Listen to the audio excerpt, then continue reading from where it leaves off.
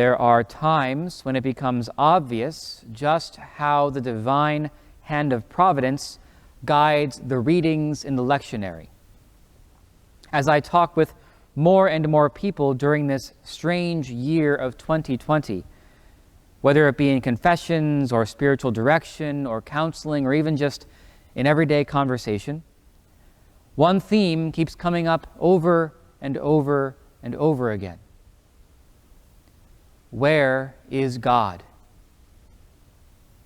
So many of us are looking around and seeing so much turmoil, so much unrest, so much hardship, and we're wondering where God is. So many of us are feeling tossed about, unsteady, like a ship on a stormy sea. So many of us are longing to hear God, hoping to hear God, straining to hear God. But the noise of pandemic and politics and personal anxiety is so loud that it's hard to hear anything over the roar. Like I said, this has come up again and again in the people I talk to. And if I'm honest, it's come up in my own prayer as well. So, how providential that this week the lectionary gives us two classic biblical examples of men encountering God in the midst of chaos. The prophet Elijah and St. Peter. First, Elijah. In our first reading from 1 Kings, we're told that Elijah takes shelter in a cave on Mount Horeb. This mountain is probably the same place as Mount Sinai, either right by Mount Sinai, or maybe Horeb is just another name for Mount Sinai. If you remember, Mount Sinai is where God spoke to Moses, where he gave the 10 Commandments to Moses. However, Elijah's experience is very different from Moses' experience.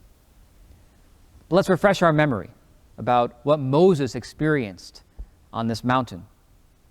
From Exodus 19, we read, "On the morning of the third day, there were peals of thunder and lightning, a heavy cloud over the mountain, and a very loud blast of the shofar, so that all the people in the camp trembled.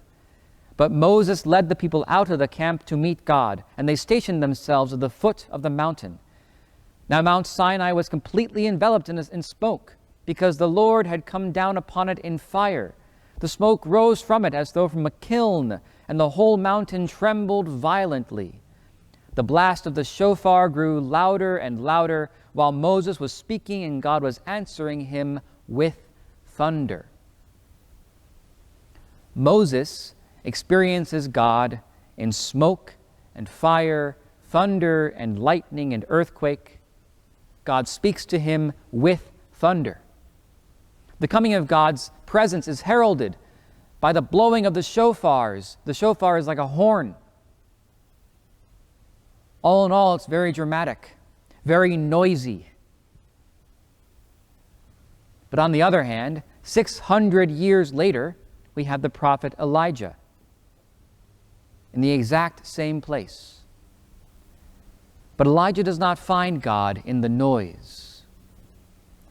In our first reading, we hear that there is a mighty wind, but God is not in the wind. There is an earthquake, but God is not in the earthquake. There is a fire, but God is not in the fire. Rather, for Elijah, God is in the tiny, whispering sound. My friends, this can be instructive for us. For Moses, God answers with thunder. For Elijah, God is in the tiny whisper. What this tells us is that God chooses to speak to different hearts in different ways at different times.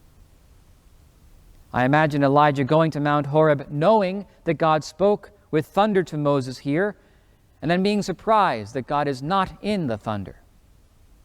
No, because Elijah is not Moses.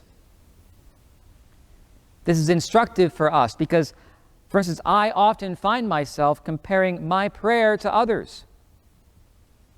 I hear about someone else's awesome experience of prayer and I think, well, why can't I do that? But the fact is that God is not asking me to be this person or that person in prayer. He's asking me to be me. The question in prayer, in seeking to hear God, is not, what should I or should I not be doing? No, the question is always, am I open? What if Elijah heard the tiny whispering sound and said, no, you speak through thunder. Bring back the thunder, please. What if Elijah, rather than being open to what God wants to do, how God wants to speak, was instead trying to create an encounter with God, running after what he heard Moses experienced? So many times people ask me, should I be praying more? And the short answer is, well, yes. But the longer answer is, tell me what you mean by prayer. Because far too often we think, if I just pray more rosaries, or if I just do more novenas, or if I just buy more masses, then God will do what I want him to do. But the reality, folks, is that prayer is not about convincing God to do what I want.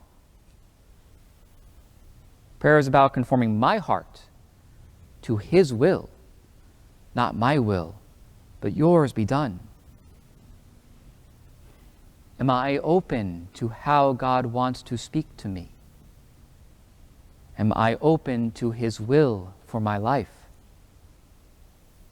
The second great biblical example of encountering God that we receive today is St. Peter in our gospel.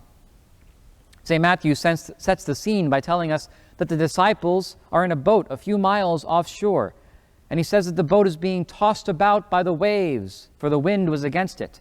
Now, right away, we should be able to place ourselves on that boat. This is us, right now. We are in a pandemic. We don't like what we're seeing on the news. Perhaps we're going through some personal hardship, financial or family or health-wise. You name it. We feel like we're on a boat, being tossed about by the waves. It feels like the winds of 2020 are against us. Matthew tells us that during the fourth watch of the night, that is between 3 and 6 a.m., in the pre-dawn darkness, Jesus comes walking towards the disciples, walking on the water. Now, we need to put aside the mere how. How is Jesus doing this? Put that aside for now.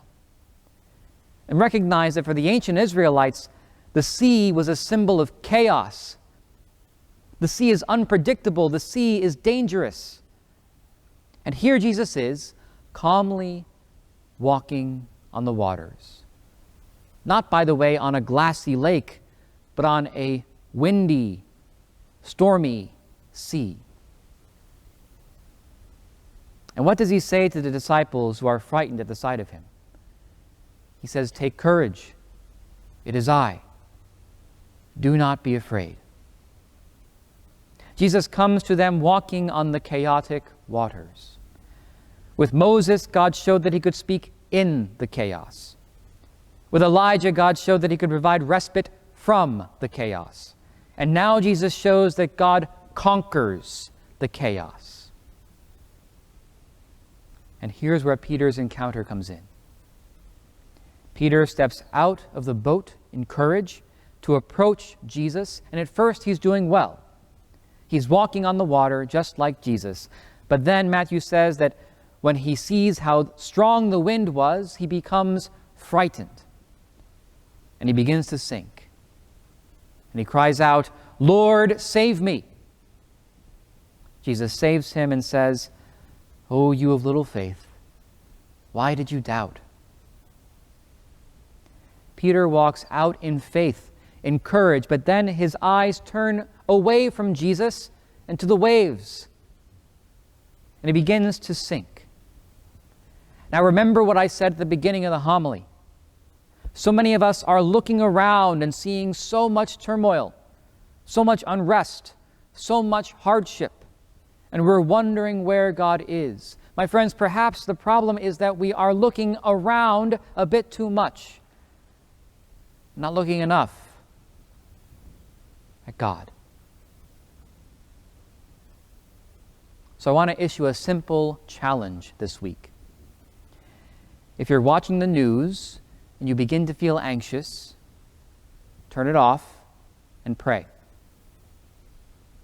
If you're reading the paper and you begin to feel anxious, put it down and pray. If you're talking to a friend or a coworker or a family member and you begin to feel anxious, ask them to pray with you. And when you pray, remember, sometimes God speaks in the chaos, sometimes God provides respite from the chaos, but always God has power to conquer the chaos. Keep your eyes on Him. If we do that, then 2020 will cease to be merely a chaotic year. If we keep our eyes on Jesus, then 2020 will be the year that our spiritual eyes regain perfect 2020 vision.